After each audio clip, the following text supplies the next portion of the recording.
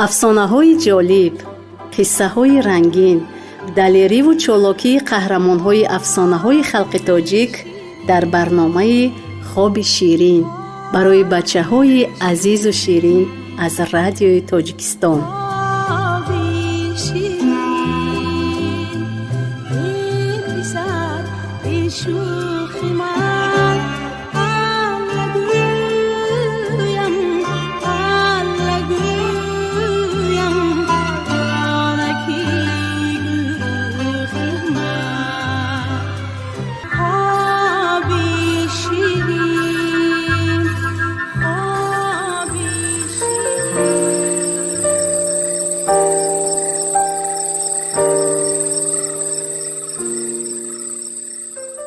از نزدیکی یک دهه دیگر گذشته ایستاده بودند که یک موش از پیششان برآمده پرسید: ای جوره ها، کجا می روید؟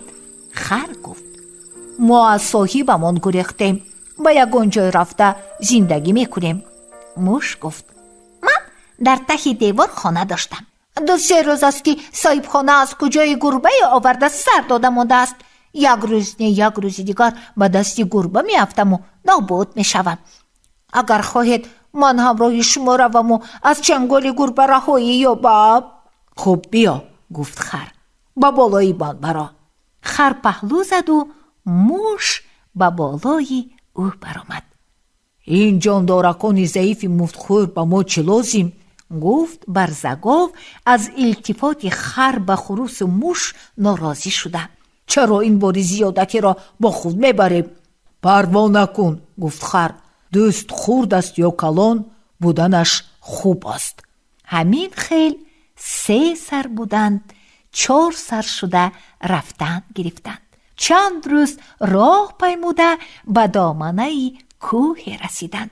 دیدند که سرسبزه و سرعلف، هر طرف پراپوری گیاهای دلکش، ارزن و جواری و جودارهای خودروی. آه، عجب جای مناسبه، گفت خر. چراگاهی از این خوبتر و زیباتر را یافتن دشوار است. فکر خر به دیگران معقول شد و آنجا منزل گرفته خوش و خرم زندگی کرده گشتند. بیشتر از همه خر شد بود.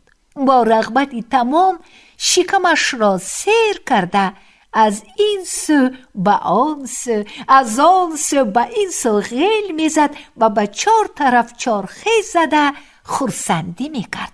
اما به خرسندی او یک چیز خلل میرسانید. شریکان از ترس آن که گرگ‌ها شنیده نمانند از او التماس کرده بودند که هنگاس نزند. روز طاقت خر طاق شد و من دیگر صبر کرده نمیتوانم، هنگاس زدن میخواهم گویان و دوستانش گوش نداده دور و دراز هنگاس زد. کوه‌ها عکس صدا دادند و آواز خر به جایهای دور رفته رسید. این آواز را گله گرگان گرسنه شنیدند که کوه به کوه و دشت به دشت سید کوفته می گشتند. سردار گرگان به یک گرگ زور و چقان گفت که این آواز خر است. رفت فهمیده بیا که این خر در کجاست، تنها است یا صاحب دارد. گرگ به سوی آواز خر تاخت. آن را از سمه پیش از بالای درخت خروس دیده مانده دیگران را خبردار کرد. گاو غضب کشیده به خر گفت که با گپی ما گوش نکردی و به سرمان را گرگ را آوردی، خونی ما به گردنی توست. پروا نکن جوره جان، گفت خر، از آدم که خلاص شدیم از چنگال گرگان هم خلاص می شویم. حالا تو پنهان شو و تا جیغ نزنم نبرا. گاو روز شد. گرگ نزدیک آمده دید که یک خری فربه و لونده چریده گشته است. فکر کرد که روم به شریکانم خبر دهم. بعد دهنش آب گشاد و خود به خود گفت که اول خودم خورده سیر شوم، ثانی یگان گپ می شود. با همین مقصد گرگ پیش خر آمده گفت: ای خر، عجلت رسیده است. اوه ها ها. خر چی لاج؟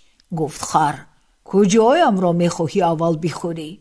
اوه کجایت نرم و ملایم باشد، گفت گرگ.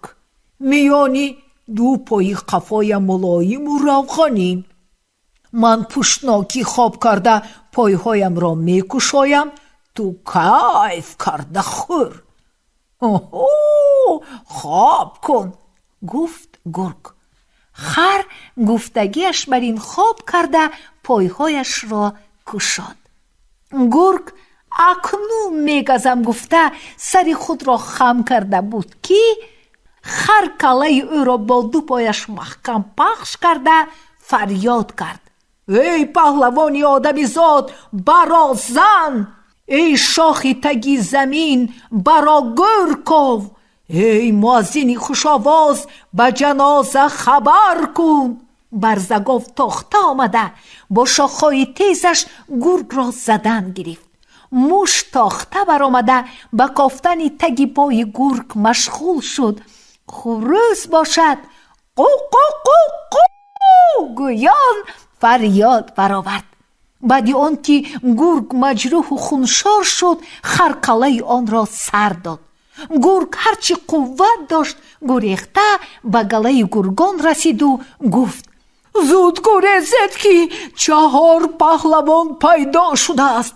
یکتاش بند میاندازد، یکتاش میکوبد، یکتاش گر میکوبد، یکتاش جنازه میخواند.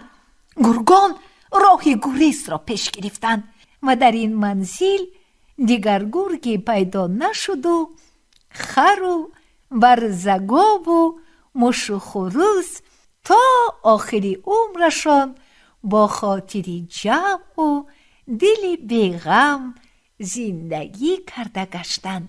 آنها به مراد و مقصدشان رسیدند. شما هم عزیزکان دلی بیبی به مراد و مقصدتان رسید. انا این بود افسانه خری زیرک. با شما بودم نبیره های بیبی افسانه گویتان براهن بانو. خوابی شیرین.